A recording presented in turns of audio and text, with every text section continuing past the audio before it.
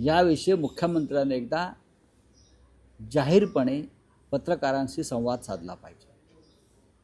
इतकी लूट या महाराष्ट्रात सुरू आहे आणि त्या लुटीचा परिणाम या महाराष्ट्रावर 10 लाख कोटीचा वर कर्जाचा डोंगर होण्यामध्ये झाला। राज्याची आर्थिक दुरावस्था इतकी कधीच झाली नव्हती। आर्थिक शिस्त लावणारे अजित पवार याच्यावरती काही भाष्य करणार आहेत का? त्यांना आर्थिक शिस्तीची फार काळजी असते, पण स्वतःच्या लोकांना महाराष्ट्र लुटू द्यायचा हे धोरण आहे।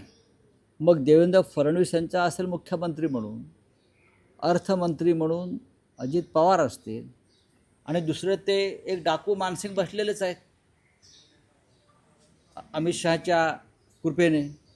ती तर डाकू मानसिंगचीच टोळी आहे। चंबळ खोऱ्यातूनच बहुतेक आले आहेत ते इथे महाराष्ट्र लुटायला। काय होणार या महाराष्ट्राचं? या महाराष्ट्राच्या पुढल्या पिढीचं 9 लाख कोटीचं कर्ज कोणी केलं? का झालं? कोणत्या योजनांमुळे झालं? चारी बाजूने महाराष्ट्र ओरबडला जातो। जो पैसा राज्याच्या तिजोरीत यायला हवा तो पैसा कोणाच्या तरी खिशात जातोय। 3-3 हजार कोटीचे टेंडर्स अबो करून हा पैसा लुटला जातोय। समृद्धी महामार्ग, शक्तीपीठ महामार्ग असे अनेक जे योजनांची 2 लाख कोटीची कामं मुंबई महानगरपालिकेच्या माध्यमातून जी देण्यात आली त्याचा कुठे आता पत्ताच नाही। कागदावर आहेत। ठेकेदाराकडून कमिशन घेतल्या 25%। ही लूट आहे। SRA मध्ये जाऊन बघा।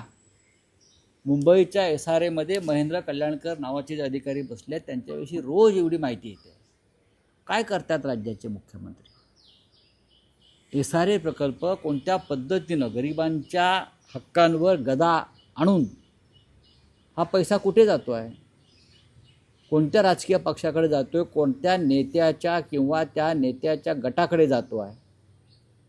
याबाबत महाराष्ट्राला आता चिंता लागून राहिली आहे। आम्ही नेपाळचा संदर्भ दिला की यांना मिरच्या झोंबतात, मग ते आम्हाला माओवादी ठरवतात, नक्षलवादी ठरवतात। पण नेपाळ असाच लुटला राज्यकर्त्यांनी।